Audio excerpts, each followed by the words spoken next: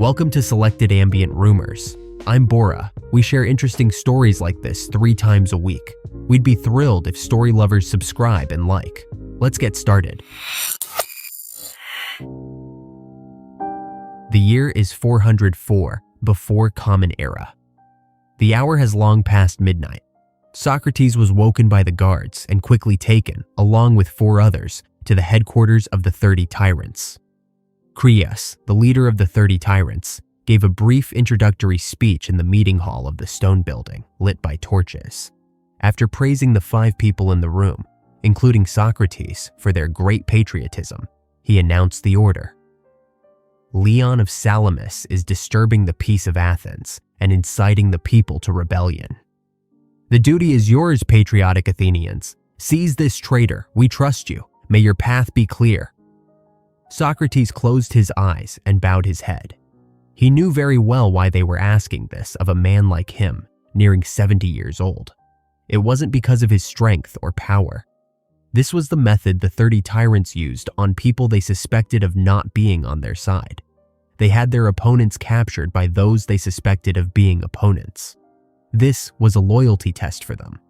The 30 tyrants were the oligarchic regime installed in Athens by the Spartans after the Peloponnesian War. The Spartans had won the 27-year-long war, and the first thing they did to control Athens was to dismantle all its democratic institutions and replace them with 30 aristocrats. The 30 tyrants were initially loyal to Sparta. They did what the Spartans wanted and governed Athens as they desired. However, as time passed and they consolidated their power, they became uncontrollable. Claiming to maintain order and stability in Athens, they turned into a regime that protected only their own interests. The economy had completely collapsed. The people were in revolt. They chose to increase oppression to maintain their regime. They tried to silence every opponent and Democrat who dared to defy them. They killed more than 1,500 people with opposing views. They exiled many more. Thousands of brilliant-minded democratic Athenians were forced to flee to other countries. Those who couldn't or didn't escape were imprisoned and had their property confiscated. They funded their regime with the wealth they seized, and Leon of Salamis was one of these opponents. He was wealthy and a true Democrat. His only crime was being an opponent. He hadn't done anything contrary to Athenian laws.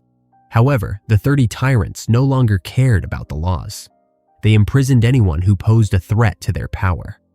Leon of Salamis was to be just one of those innocent people. By doing this, they were testing Socrates' loyalty. Socrates was the most famous philosopher in Athens at the time.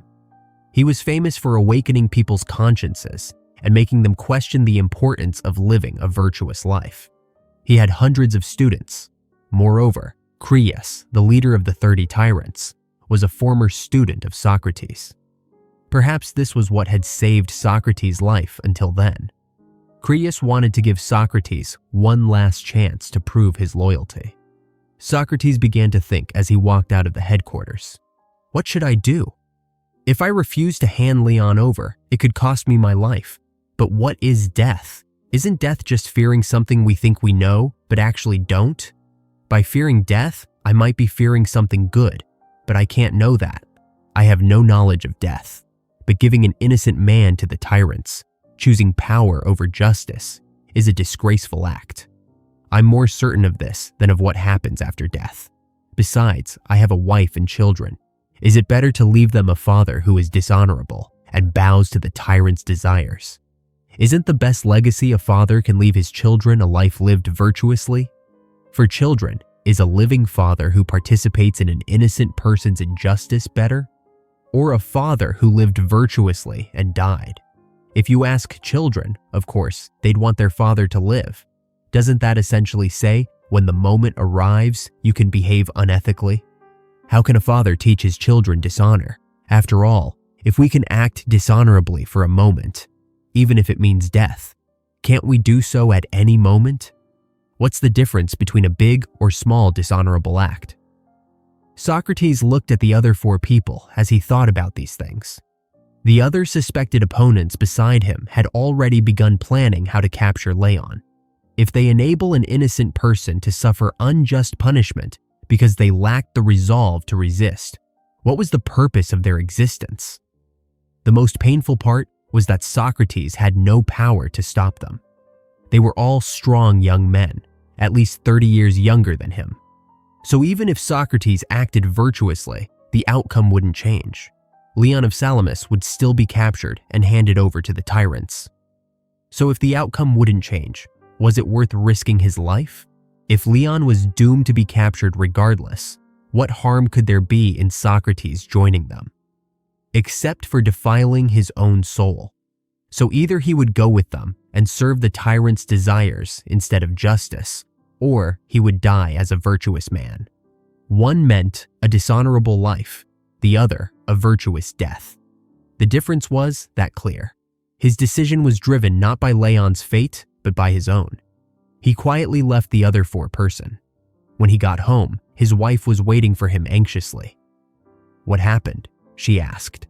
"The 30 called me and 4 others, commanding us to fetch Leon of Salamis. The others went to Salamis, but I slipped back home," he said.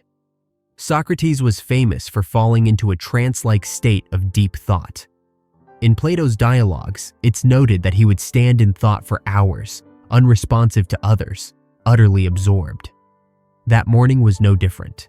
He woke up with questions swirling in his mind. Was there a chance to save Leon?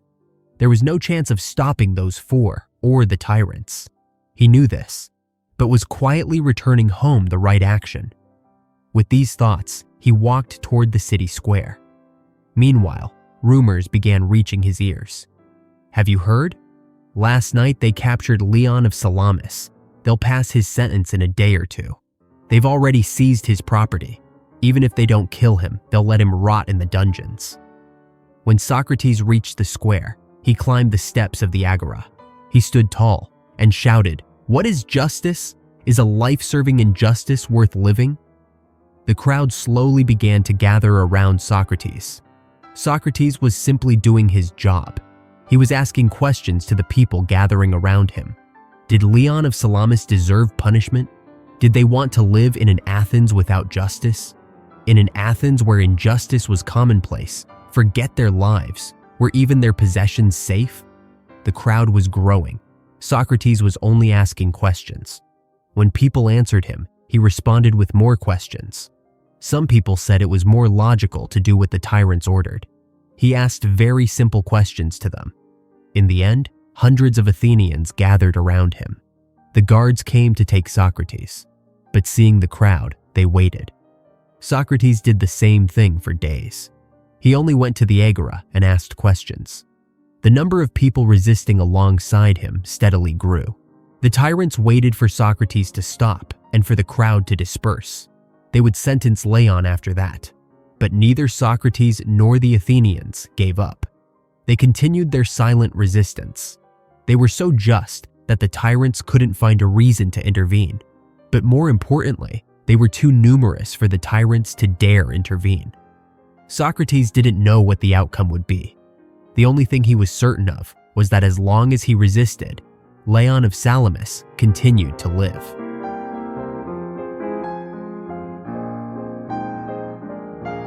About a year later, an exiled opponent named Thrasybulus started a rebellion. All the exiled Democrats fleeing the tyrant's oppression were gathering in a fortress at Phyle. At first, they were only 70, but as Thrasybulus held firm, the crowd grew. Courage spread. The tyrants attacked the fortress, but failed. The opponents marched first to Piraeus, then to Athens, and they overthrew the tyrannical regime. Democracy returned to the streets of Athens. Leon, released from prison, went to Socrates and found him under an olive tree. Socrates' resistance, started without knowing the outcome, had saved Leon, and Thrasybulus' resistance, started without knowing the outcome, had saved Athens.